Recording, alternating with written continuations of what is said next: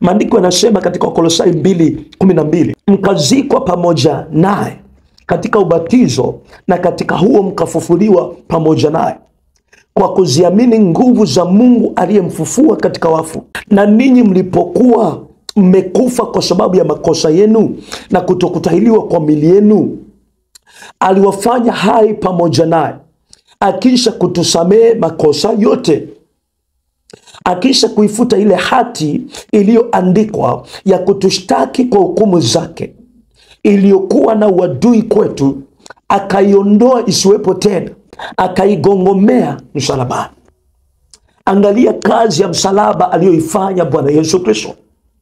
Ndio maana kupitia kazi ya msalaba, tunapomwamini Yesu Kristo, hakuna tena cha roho nyingine. Kazi yetu ni tafuta kila kunapotolewa kujua mapenzi ya Bwana Yesu Kristo, ili tusije tukahesabika kuwa nje na ufalme wake. Sasa nataka nikusaidie kitu. Kwa nini waamini wengi licha ya kwamba wanasali, ni wazee wa kanisa, ni waimba kwaya, wako kanisani, wanaomba sana, bado wanasumbuliwa na vitu hivi, laana, si maagano, si vitu gani na vitu gani na vitu gani? Ni kwa sababu hii. Jambo la kwanza, kama nilivyokuambia katika somo hili, sheria inayomruhusu shetani kutenda kazi ndani ya mtu ni sheria ya dhambi. Ina maana unapotenda dhambi, ni lazima uelewe ya kuwa umempa uhalali shetani wa kupitisha vitu hivi. Ndio maana nikakufundisha nikasema lazima uwe mtu wa kujipeleleza sana na kujikagua sana. Kwa nini? Kwa sababu yako mambo uyaonayo kwa halali, lakini si halali kwa Mungu. Na kutokana na mambo hayo, ndio maana kuna vitu fulani bado vitaendelea kukufunga, ili hali unatumika katika kanisa la Bwana, ili hali ni mchungaji, ili hali ni mzee wa kanisa, ili hali ni mwimba kwaya na kadhalika. Lakini kwa sababu kuna milango ambayo imeruhusiwa pasipo wewe kujua, ni lazima shetani atapata uhalali wa kupitisha mambo haya, magonjwa, roho za vitu kama hivyo na kadhalika na kadhalika. Kwa hiyo lazima uelewe ya kwamba mlango mkubwa unaompa shetani kutenda kazi ndani ya mtu ni dhambi. Ndio maana tunalihubiria kanisa liweze kukamilika katika utakatifu, ili mambo haya yaweze kuondolewa. Sasa kitu ambacho ninataka nikizungumze kwa waamini wengi, hata shetani kupata uhalali wa kupenyeza vitu hivi, ni kwamba kuna kitu kinaitwa udhaifu wa imani. Udhaifu wa imani ni nini? Udhaifu wa imani ni pale mtu anapomwamini Mungu, lakini bado haiamini 100% kazi ya msalaba. Yaani shetani anapata uhalali wa kupenyeza mambo haya, kwa sababu bado mtu anapoingia ndani ya Yesu Kristo, anapomwamini Yesu Kristo, anaamini ya kwamba ninatakiwa kushughulika kuvunja mambo haya. Ile kuamini ya kwamba unatakiwa kushughulika na mambo haya ni mlango ambao tunauita dhambi mbele za Mungu, kwa sababu mtu asitae akiwa ndani ya Yesu Kristo, huyo Mungu hapendezwi naye. Maandiko yanasema katika Waebrania 10:38, mwenye haki wangu ataishi kwa imani, naye akisitasita, roho yangu haina furaha naye. Unasikia? Mwenye haki wangu ataishi kwa nini? Kwa imani. Ina maana wengi wanapomwamini Yesu Kristo wanasitasita kwa kutokuiamini kazi ya msalaba, kwa kutokuamini ya kwamba yote yalikwisha pale Kalvari. Wanafundishwa ya kwamba bado wanatakiwa kuvunja vitu hivi. Kwa hiyo na wao wanapoamini ya kwamba bado wanatakiwa kushughulika navyo, ni mlango ambao shetani anautumia tena kupenyeza vitu hivi, udhaifu wa imani. Wengi wanapomwamini Yesu Kristo hawaamini 100% ya kwamba msalaba ulioweka huru. Kazi ya msalaba ilimaliza yote. Alichokitenda Yesu Kristo, pazia la hekalu lilipopasuka, tukahamishwa ufalme. Ndio maana ukisoma katika maandiko utaona ya kwamba wakati Yesu pazia la hekalu linapasuka pale msalabani, kuna kitendo kilitokea. Wafu waliokufa katika Mungu walifufuka, wakawatokea wengi, wakauingia mji mtakatifu. Ina maana wakahama makazi ya kuzimu walikokuwa, wakaingia paradiso.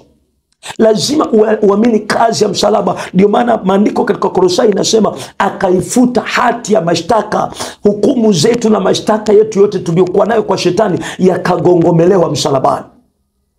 Kwa hiyo wengi wetu tunapokuwa katika ufalme au tunapomwamini Yesu Kristo, bado imani zetu hazijakamilika kumwelekea Mungu.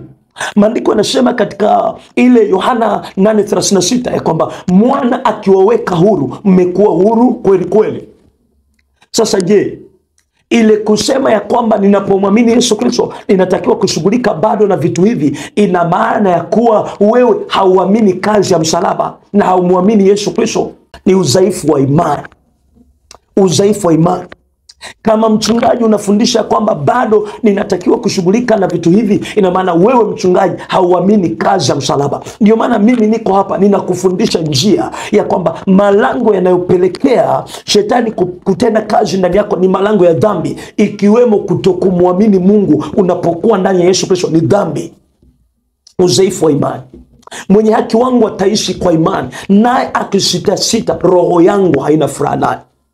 Ndio maana katika Yakobo 1 anasema kabisa kwamba aombaye akiwa na mashaka ni kama wimbi lipeperushwae na upepo. Ndio umeomba wewe mwenyewe, angalia, fuatilia sana watu wanaosumbuliwa na roho hizi, walioambiwa wakavunje kwa kutoa sadaka, wakavunje si kwa kukanyaga mafuta. Roho hizi bado zinawashikilia. Kinachobadilika ni aina ya roho tu.